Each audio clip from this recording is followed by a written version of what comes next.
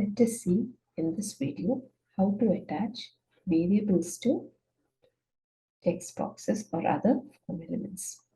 To create a variable, navigate to the last section, click on Attribute Creation. Since we are creating form variables currently, find AI Action Form, click on it. Find AI Action Form, single variable. Then click on Add New Variable from the drop down.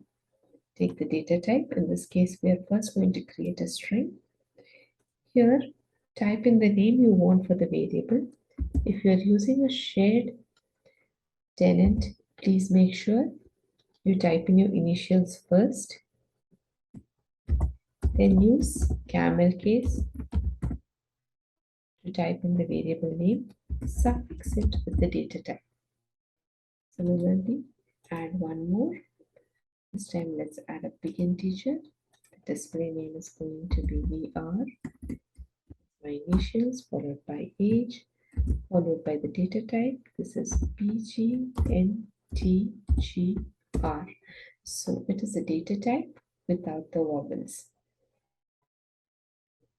Go ahead, click on save. Here you should be able to see the two variables,